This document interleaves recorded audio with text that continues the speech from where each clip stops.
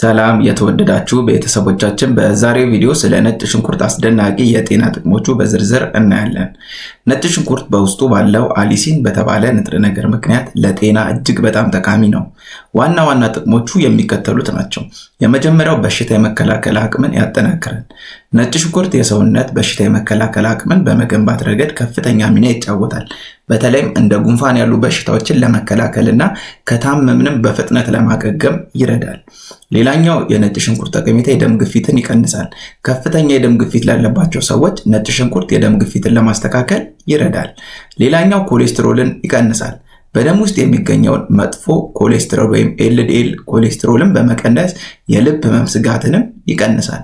ሌላው እንግዲህ ነጭ ሽንኩርት ተፈጥሯዊ አንቲባዮቲክ ነው። ነጭ ሽንኩርት ባክቴሪያን፣ ፈንገስን የመዋጋት ከፍተኛ ችሎታ አለው። በሰውነታችን ውስጥ ያሉ መርዛማ ነገሮችን ለማስወገድ እና ህዋሳቶቻችን እንዳያረጁም ይከላከላል። ሌላው የነጭ ሽንኩርት ጠቀሜታ የአካል ብቃት እንቅስቃሴን ያሻሽላል። ከጥንት ጀምሮ ነጭ ሽንኩርት ለድካም መከላከልና ለጉልበት መጨመሪያነት ያገለግል ነበር። የሰውነትን የመስራት አቅምም የመጨመር ባህሪ ያለው ማለት ነው። ሌላው ለአእምሮ ጤንነት ይጠቅማል። ነጭ ሽንኩርት በአንጎል ውስጥ የሚከሰተውን የህዋሳት መመረዝ ወይም ኦክሲዴቲቭ ስትረስ የመከላከል ከፍተኛ አቅም አለው።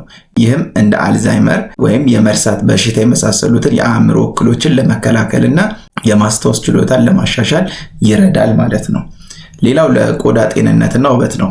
ነጭ ሽንኩርት ባክቴሪያን የመግደል አቅም ስላለው ለፊት ብጉር ፍቱን መድኃኒት ነው። በውስጡ ያለው ሰልፈር የቆዳን የመለጠጥ አቅም የሚጨምር ኮላጅን እንዲመረት በማገዝ ቆዳ እንዳይሸበሸብና ወጣት ሆኖ እንዲቆይ ይረዳል። ሌላኛው የነጭ ሽንኩርት ጠቀሜታ ለምግብ መፈጨት ስርዓት ነው።